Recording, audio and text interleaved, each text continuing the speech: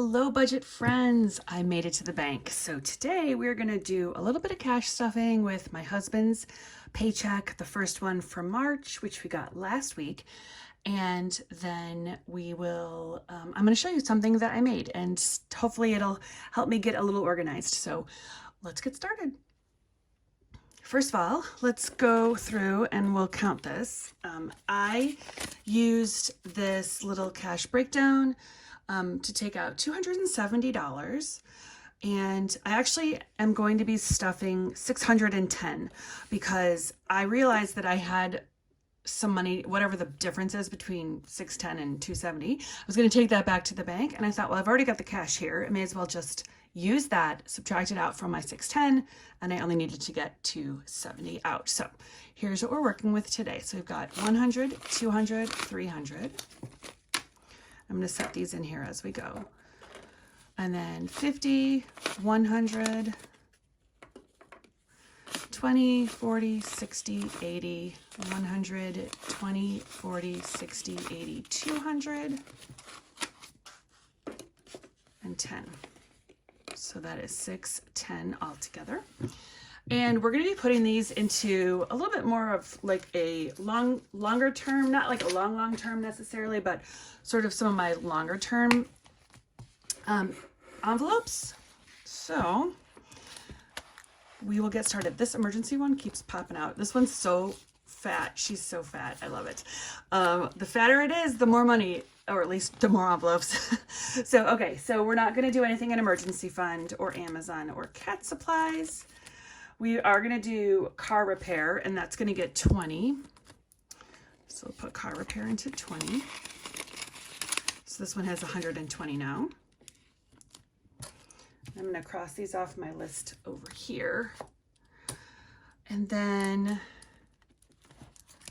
we're not doing oh yeah, we are. Hot tub is going to get 50.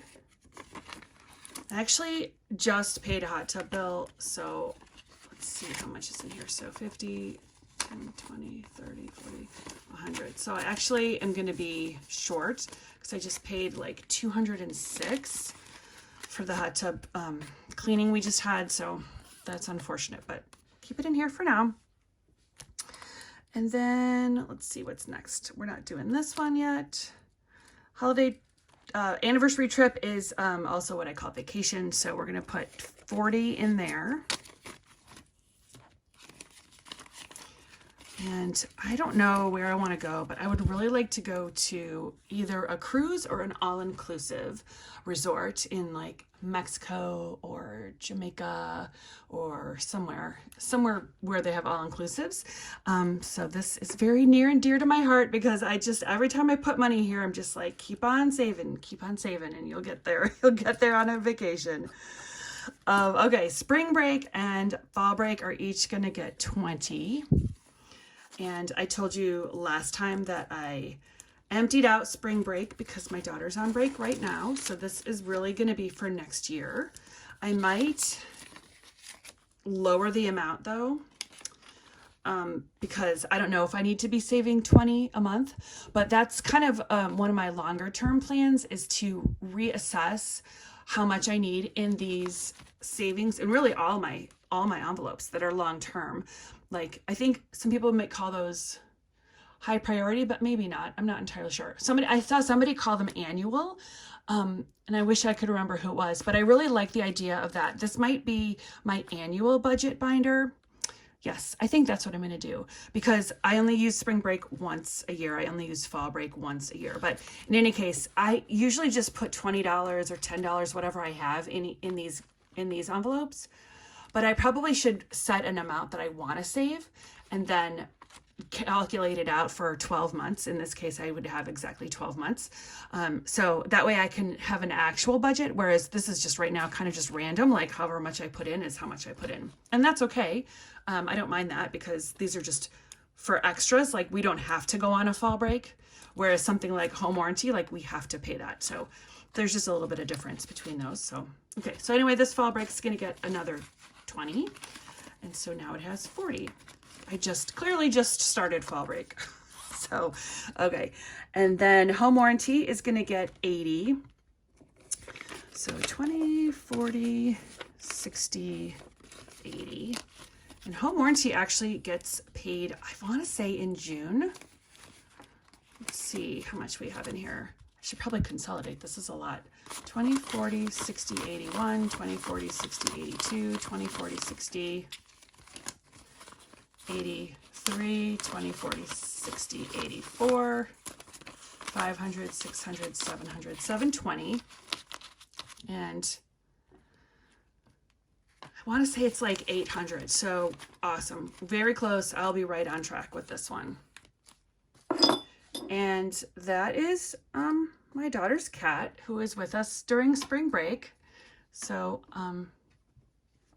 she may come into the field here again in a minute, but we'll see. All right, tips is already full. Deductible, we're not doing that one. And then I've just got my savings challenge money back. So this one is good. And then I do have 2 others to stuff. That is the 2 credit cards that I'm paying. And so those are going to get, and actually birthday, but I'm not entirely sure where I put that envelope. I think I moved it last time. Because I have to pay for my sister's birthday party. So that is going to get 10 to like restart, but I don't know where it went. So I will find that and put that in there. But these 2, I should probably make different envelopes, but one of them is for my Invisalign and one of them is for just another credit card that we pay every month. So the credit card we pay every month is going to get $250. So that is going to be $250. That's going to go in here. This will eventually be a back to the bank, but I'm going to hold these separate for now so I remember which is which. And then the Invisalign is going to get 120. And so that is going to go in here. Perfect. Perfect. I love it when the math comes together. I've done it right. Because sometimes the math is not mathing. And last week, that was one of those weeks. But these are all set. And then as soon as I find the birthday envelope, that will go in here. I don't think it's in here. I'm pretty sure it's not. So this one I can clean off and then use it again next time. These I can put away and I'll be good to go. Let's see what we got. And I did remove the ones that I wasn't using just temporarily. That's a TBD. I'll see if I like it, but I do want to carry a wallet with me with my envelopes, but at this point it's really just for prescriptions, since I told you last time I already used, because I go shopping for groceries on Sundays, and so I did my clean out of my wallet on a Monday, and so I had already spent it. But prescriptions, fuel, and then these 2 are both going to go back to the bank eventually, so this will be good for now. Okay, cool. So that is done. I feel good about that. And I also saved out $300 from that check for life insurance, which I was going to cash stuff, but then I realized, like, why? Because I'm just going to put it into the bank. So I decided to leave that in the bank. And then I have several other bills that go directly to either a long-term savings account, my high yield, like we pay taxes quarterly and payroll tax, so that has to go right into a savings account. And then school loan, electric bill, the wastewater bill, and college savings are all just going to stay right in the bank. So that is all set for his first paycheck of March. And then I was telling you guys about how I want to organize my bills and my paycheck budget. And I think, so I made this bill planner, and it's just a blank calendar. I actually made one for April also. And I am going to, so I've listed out, first I put all the numbers, and then I am listing out all my different bills and when they're due exactly.